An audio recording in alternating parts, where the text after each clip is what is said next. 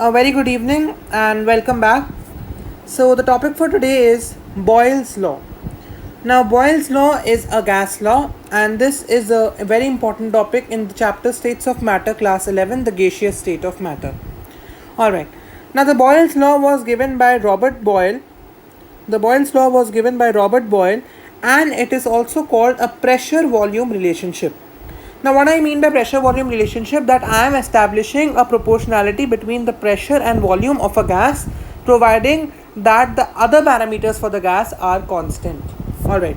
Now, before we move into the statement of the Boyle's law, I'll quickly give you a recap of the gas parameters on the basis of which we are actually studying a gas. We study the gas in terms of its pressure. We study the gas in terms of its volume. Okay, we study the gas in terms of its temperature, and we study the gas in terms of its concentration, or we can say moles, which are denoted by N. So these are the four gas parameters on the basis of which we are actually studying a gas. All gas laws which are formed, which I will be discussing in my upcoming videos as well, are actually made by equating two parameters or giving a proportionality between any two parameters and keeping the other two constant. This is the base of gas laws. So hence, the pressure and volume relationship means I'll establish a relation between pressure and volume of a gas and keep the temperature and the moles, these two, as constant. Okay. Alright, so let's move into the detailing of the Boyle's law. The Boyle's law states that pressure of a gas is inversely proportional to its volume, provided that the temperature remains constant for n moles of a gas. Now, before we move into the understanding of this statement, whenever I talk about n moles of a gas, that means it is a fixed amount of gas.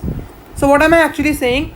I am saying that the temperature is constant and the n moles of a gas means the moles are also constant. There is a fixed amount of gas. So in this, keeping temperature, this and this constant, I am putting that pressure and volume of a gas are inversely proportional. So how do we express this statement? So I express that at constant temperature and n moles of a gas, pressure of the gas P is inversely proportional to the volume V. Okay, and this forms my Boyle's law. Okay, now, so when I discuss this, always to remove proportionality we put a constant. So as P is inversely proportional, directly proportional to 1 upon V, so P is equal to K 1 upon V, or we can write P is equal to KV. Okay, where K is the constant of proportionality depending upon the amount of gas, temperature of the gas, pressure, volume, etc. Constants always actually depend on gas parameters. Now if I rearrange this equation, I will get, if I put V on that side to get the expression for K is equal to PV. On putting this side, I get this expression that K is equal to PV, and this actually gives me one important relationship, that the product of pressure and volume of a gas will always be a constant, because K is a constant and constant is equal to product of volume and pressure, which means that if I increase the pressure, I must have to decrease the volume by an equal amount. If I am increasing the pressure by some amount, I have to decrease the volume by the same amount, so that their product remains the constant. And if this kind of relationship comes, this is always a relationship of inverse proportion. That's what the Boyle's law states. Okay, should I explain this with an example? Okay, I'll take an example.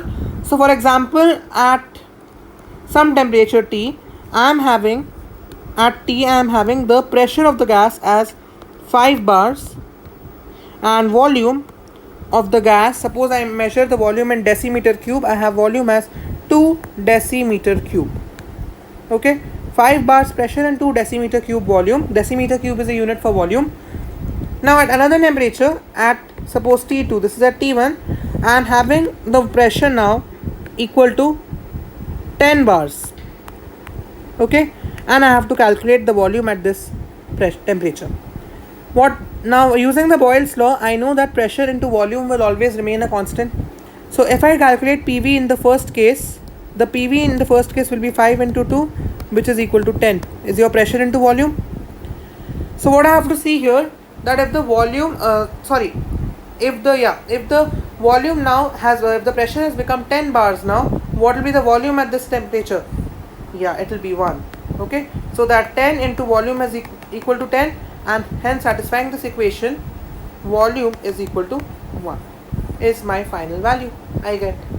Okay, so that's why what we can conclude from here is product of pressure and volume, P into V, is equal to a constant K, and hence I can write that if at a temperature I have pressure 1 into volume 1, it will be equal to pressure 2 into volume 2. That's my relation.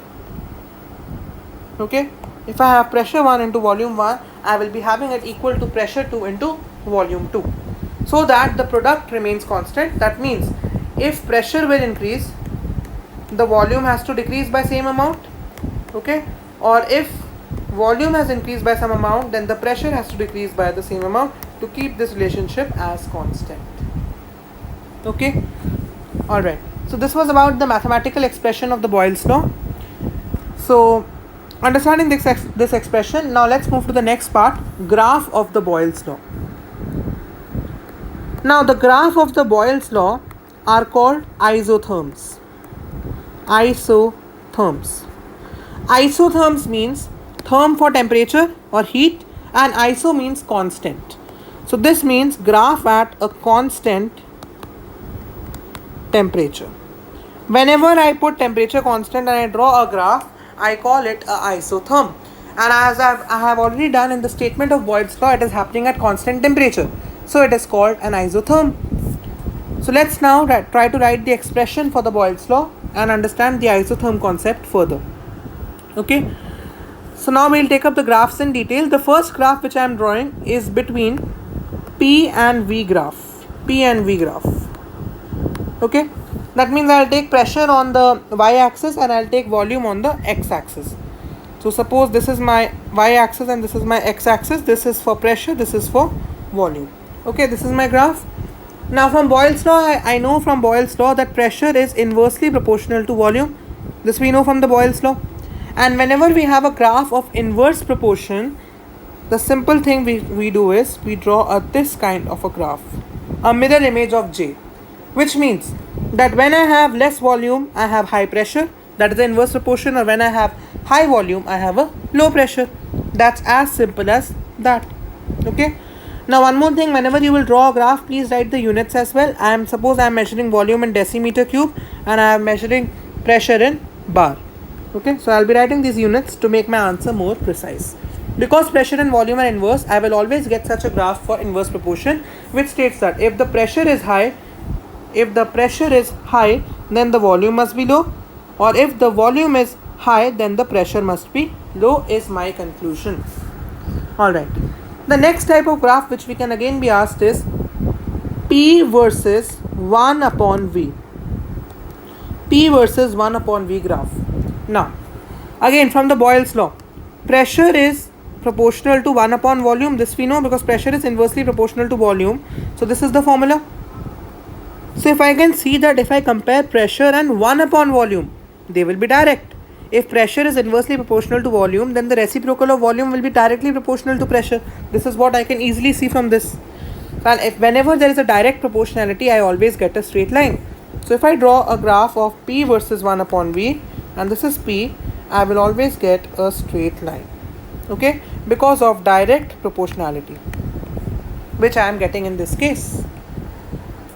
One quantity is inversely proportional to the other, so of course the reciprocal of that quantity will be directly proportional to the other quantity. This is very simple, isn't it? So these were your isotherms of the Boyle's law. Okay, so we have discussed the Boyle's law in detail in this period.